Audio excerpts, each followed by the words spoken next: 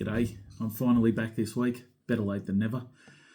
Just to talk about, with the new financial year upon us, and we're now a couple of weeks in, just to talk about setting targets for the coming financial year for your small business. I guess the first thing that we need to do, it's wonderful, we sit down with clients all the time to talk about what their targets are, and they might have a certain target in mind. It might be based on last year's figure or plus a certain percentage or whatever. Some clients just say, I'm looking for 30% growth.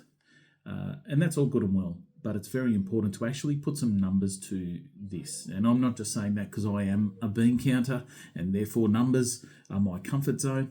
I'm saying this because I feel that it will also then, as I talk about later, it'll bring in a focus for you as a small business owner, where your focus should be at that particular time.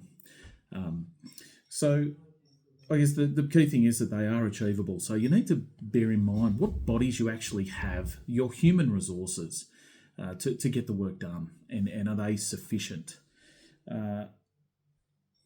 We like to look at setting targets by the rocks, pebbles and sand method, where your rocks are your large jobs, your pebbles are your medium jobs, your sand are your smaller jobs, your bits and pieces. There is nothing too drastic about what I'm saying there. We also need to think about how long each of those jobs take with the bodies that we have at our disposal. We might have lost a body or two from last year. We might have gained a couple of employees. So we're expecting and needing to get through more work. However, those are some other considerations that you need to take into account. But I thought I'd just run through a bit of an example. It's a nice, easy one, I suppose, from my point of view, because we're dealing with larger jobs. While your business might do work that is smaller jobs each time, this can still be done on that sort of level. There's absolutely no reason why that can't be done. But let's consider a residential builder who's looking to grow this year, and they're looking to turn over, let's call it $3 million.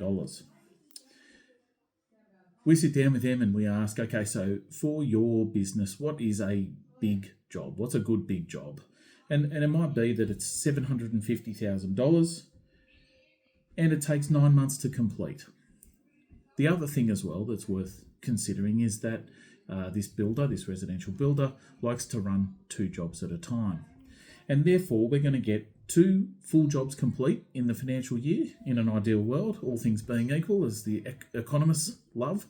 We're going to get 2 jobs complete at the 750, and we're going to get a third, because we have 3 remaining months and each of those jobs takes 9 months, we are going to get a third of another 2 jobs done during this year, if all rolls in one into the other and all runs smoothly. Now that takes us to a total of $2 million in turnover. So we're getting there. We are still away from $3 million. So we step down to the next level, our pebbles, our medium-sized jobs, and they might be $250,000 jobs. And we run them concurrently with the large jobs that we're undertaking, and they take about, say, 4 months to complete from start to finish. So let's say that means we get 3 of those in for the financial year at $250,000 a throw. We're then looking at $750,000 in total turnover for the year from those medium-sized jobs. We step down to our sand now, our bits and pieces, and it might be we sort of discussing with the client, pushing and pulling and prodding, that a small job is, let's call it on average, $50,000. And maybe with these smaller jobs, it's not so much necessarily a matter of considering how long they take, but perhaps how many we think we can get done in a year. And if the client says, look, I reckon I'll do six $50,000 jobs in the year, in amongst those larger and medium-sized jobs, that's about where we'll end up. We're then looking at 6 jobs at the $50,000, $300,000. Nothing too drastic there in my maths.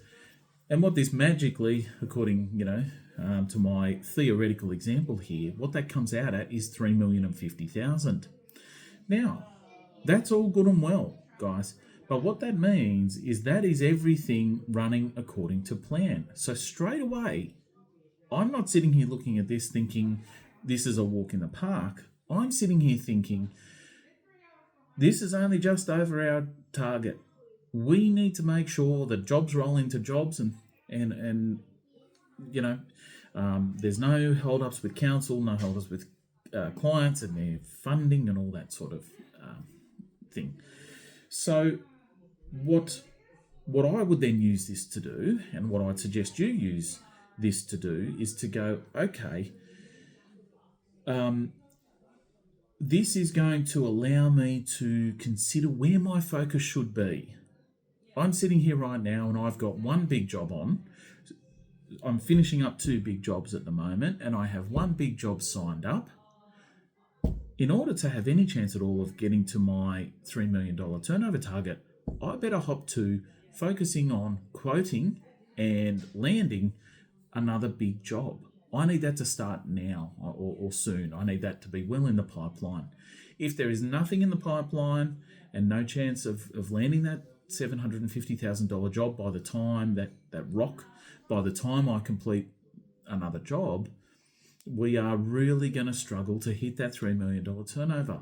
So again, if we don't have those rocks, pebbles, the sand tends to sort itself out. They do come up as long as we're looking for it.